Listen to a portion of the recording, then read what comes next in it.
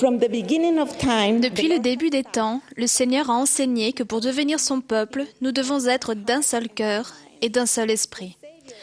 Le Sauveur a aussi expliqué que les 2 grands commandements de la loi sont « Tu aimeras le Seigneur ton Dieu de tout ton cœur, de toute ton âme et de toute ta pensée. » Et « Tu aimeras ton prochain comme toi-même. » Enfin, peu après l'organisation de l'Église, le Seigneur a commandé aux saints de rendre visite aux pauvres et aux nécessiteux et de leur apporter du soulagement. Quel est le thème commun à tous ces commandements? C'est que nous devons nous aimer les uns les autres et nous servir les uns les autres. C'est en fait ce que signifie fondamentalement être disciple dans la véritable Église de Jésus-Christ. La célébration des 75 ans du programme d'entraide de l'Église nous rappelle les objectifs de l'entraide qui sont d'aider les membres à se prendre en charge pour devenir autonomes, de s'occuper des pauvres et des nécessiteux et de rendre service. L'Église a organisé ses ressources pour aider les membres à assurer leur bien-être physique, spirituel, social et émotionnel, ainsi que celui de leur famille et d'autres personnes.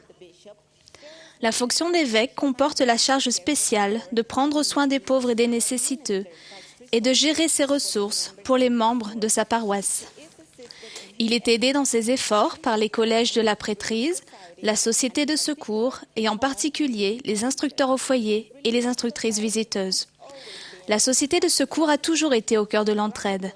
Lorsque Joseph Smith, le prophète, a organisé la société de secours en 1842, il a dit aux femmes « Ceci est le commencement de jours meilleurs pour les pauvres et les nécessiteux. » Il a dit aux sœurs que cette société aurait pour but de veiller sur les pauvres, les nécessiteux, les veuves et les orphelins et d'accomplir toutes sortes de bonnes œuvres.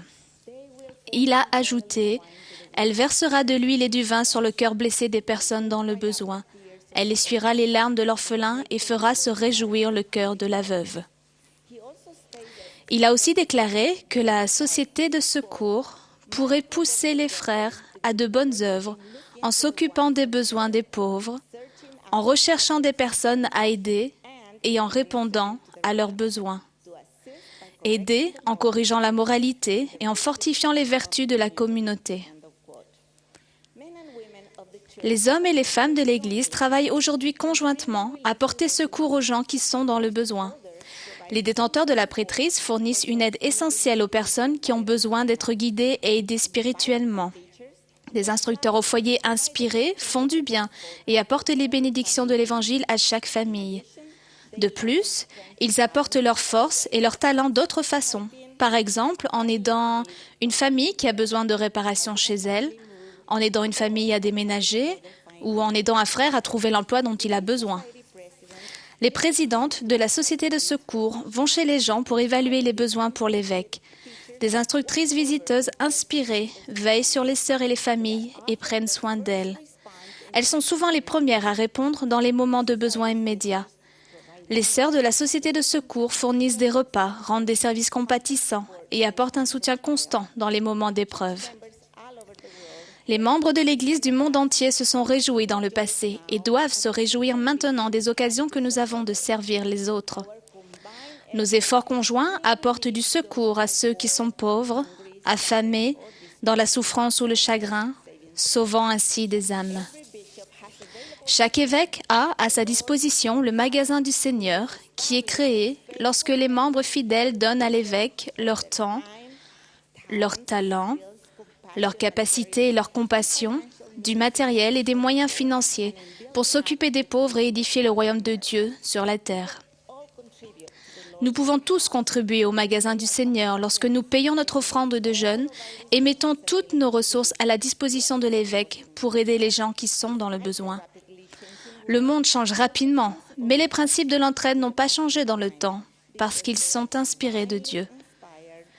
Ils sont une vérité révélée. Quand les membres de l'Église et leurs familles font tout ce qu'ils peuvent pour subvenir à leurs besoins fondamentaux, mais ne parviennent toujours pas à les satisfaire, l'Église est prête à aider. Les besoins à court terme sont immédiatement satisfaits et un plan pour aider le bénéficiaire à devenir autonome est mis au point. L'autonomie est la capacité de subvenir aux nécessités spirituelles et temporelles de la vie pour soi-même et sa famille. Lorsque nous augmentons notre niveau d'autonomie, nous augmentons notre capacité d'aider et de servir les autres, comme le Sauveur l'a fait. Nous suivons l'exemple du Sauveur lorsque nous prodiguons des soins aux nécessiteux, aux malades et aux affligés. Lorsque l'amour devient le principe qui guide les soins que nous prodiguons aux autres, le service que nous leur rendons devient l'Évangile en action. C'est l'Évangile dans toute sa beauté. C'est la religion pure. Dans mes diverses tâches au sein de l'Église, j'ai été profondément touchée par l'amour et la sollicitude des évêques et des dirigeantes de la Société de secours pour leurs ouailles. Lorsque j'étais présidente de Société de secours de Pieux au Chili au début des années 80, le pays a subi une profonde récession et le taux de chômage était de 30%. J'ai vu des présidentes de sociétés de secours héroïques et des instructrices visiteuses fidèles aller faire du bien dans une situation si dure. Elles incarnaient la description de Proverbe 31, verset 20. Elle tend la main au malheureux, elle tend la main à l'indigent. Des sœurs dont la famille avait elle-même très peu aidaient constamment des gens qu'elles pensaient être davantage dans le besoin. J'ai alors compris plus clairement ce que le Sauveur a vu lorsqu'il a déclaré dans Luc 21, versets 3 et 4, « Je vous le dis en vérité, cette pauvre veuve a donné plus que tous les autres, car c'est de leur superflu que tous ceux-là ont mis des offrandes dans le tronc. Mais elle a mis de son nécessaire tout ce qu'elle avait pour vivre. » Quelques années plus tard, j'ai été témoin de la même chose en tant que présidente de société de secours en Argentine, lorsqu'une inflation galopante a frappé le pays et que l'effondrement économique qui a suivi a touché beaucoup de nos membres fidèles. J'en ai encore été témoin pendant mes récentes visites à Kinshasa, en République démocratique du Congo, à Antananarivo, à Madagascar et à Bulawayo, au Zimbabwe. Partout, des membres de paroisse et des sœurs de la Société de secours en particulier continuent d'édifier la foi, de fortifier les personnes et les familles et d'aider les personnes dans le besoin. C'est stupéfiant de penser qu'une humble sœur ou un humble frère qui a un appel peut aller dans un foyer où il y a pauvreté, affliction, maladie ou détresse et peut apporter la paix, secours et bonheur. Quel que soit l'endroit où se trouve cette paroisse ou cette branche, et que le groupe soit grand ou petit, chaque membre dans le monde entier a cette chance. Cela arrive tous les jours et est en train de se produire quelque part en ce moment même. Carla est une jeune mère de 2 enfants. Brent, son mari, travaille de longues heures et a 2 heures de trajet aller-retour. Peu après la naissance de leur 2e fille, elle a raconté l'expérience suivante. Le jour qui a suivi mon appel comme conseillère de la Société de secours de ma paroisse, j'ai commencé à me sentir totalement dépassée. Comment pourrais-je jamais assumer la responsabilité d'aider à prendre soin des femmes de ma paroisse, alors que j'avais du mal ne serait-ce qu'à remplir mon rôle d'épouse et de mère d'une fillette de 2 ans très active et d'un bébé? Alors que je m'attardais sur ses sentiments, ma fillette est tombée malade. Je ne savais pas très bien quoi faire pour elle et comment m'occuper du bébé en même temps. C'est alors que Sœur Wasden, l'une de mes instructrices visiteuses, est venue chez moi à l'improviste. Ses enfants sont déjà grands et elle savait exactement ce qu'il fallait faire pour m'aider. Elle m'a dit ce que je devais faire pendant qu'elle se rendait à la pharmacie pour chercher certaines choses. Plus tard, elle a pris des dispositions pour que quelqu'un aille chercher mon mari à la gare afin qu'il puisse arriver rapidement à la maison pour m'aider. Sa réaction à ce que je crois être une inspiration du Saint-Esprit, ainsi que sa bonne volonté à me servir, ont été la confirmation dont j'avais besoin du Seigneur, qu'il allait m'aider à remplir mon nouvel appel. Notre Père céleste nous aime et connaît notre situation et nos capacités propres.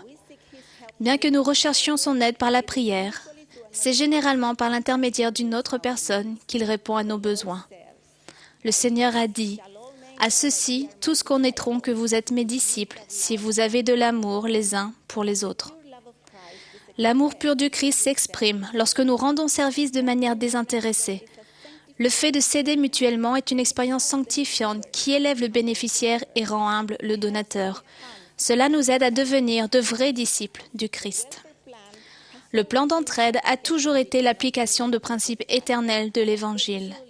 Il pourvoit vraiment à la façon du Seigneur.